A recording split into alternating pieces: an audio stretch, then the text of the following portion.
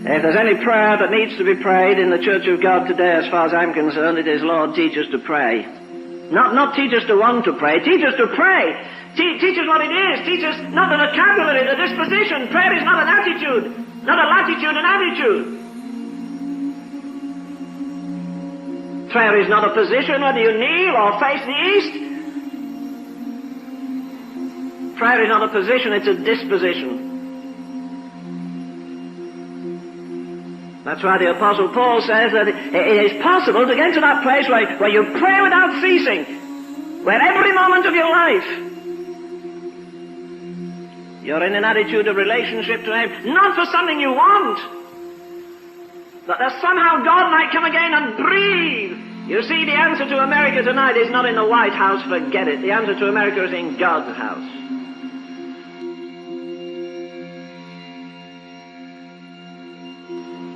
There was another man by the name of Payson. I like to alliterate that and say he was praying Payson of Portland.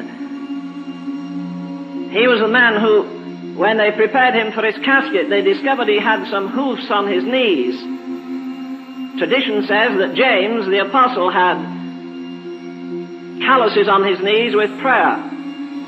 Payson had the same thing. In fact, before luxury came and we got so soft, he slept in a bedroom that had no covering on the floor. It had a hard floor like this. And at the side of his bed they found 2 grooves.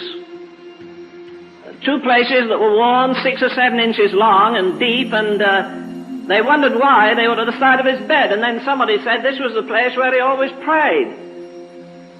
And actually he had ploughed 2 grooves in the floor of his bedroom in his intercession.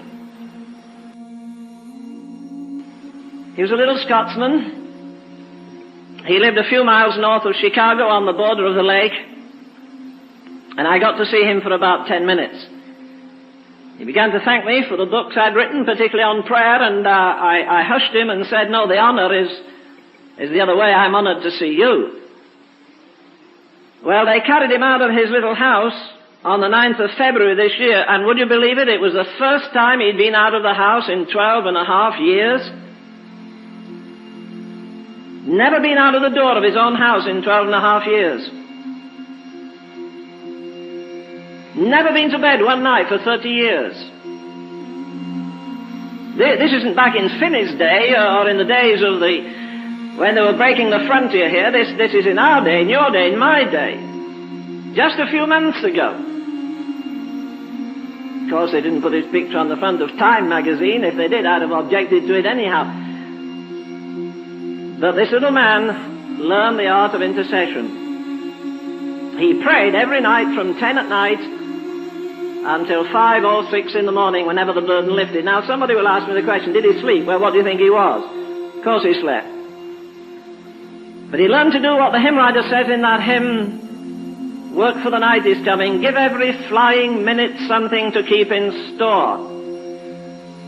He pushed the day around. In case you don't know, there are 24 hours in it. They're divided into 3/8 normally. You work 8, you sleep 8. What do you do with the other 8? On the same basis, you live 60 years, you work 20, you sleep 20, and what do you do with the other 20? One of the hymn writers says, I often say my prayers, but do I ever pray? Like the little boy went to church with his daddy bowed his head, did this, and the little fellow said, what did you say? He said, shut up. Because he couldn't remember, never mind the Lord. Therefore pray. Always pray. I've said this often and it's got me into trouble, but I'm still going to say it anyhow. I'm quite sure of this, that no man, I don't care how large his church, don't care how many books he's written, how far he's traveled, I do not believe that any man or woman is greater than their prayer life. If you learn this lesson while you're young, you younger folk, you know, nobody can impress God. Ever thought about that? The Spirit of God descended on a bunch of people at Herrnhut in Germany. Do you know, that in one sense is a more wonderful miracle than Pentecost in this sense that, do you know how long that prayer meeting lasted? It started at precisely 11 o'clock that Wednesday morning on the 13th of August, 1727. And you know what? It lasted 100 years without stopping.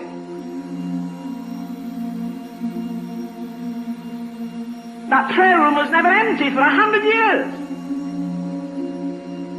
Little boys and girls, 7 and 8 years of age, would groan and travail in birth for revival.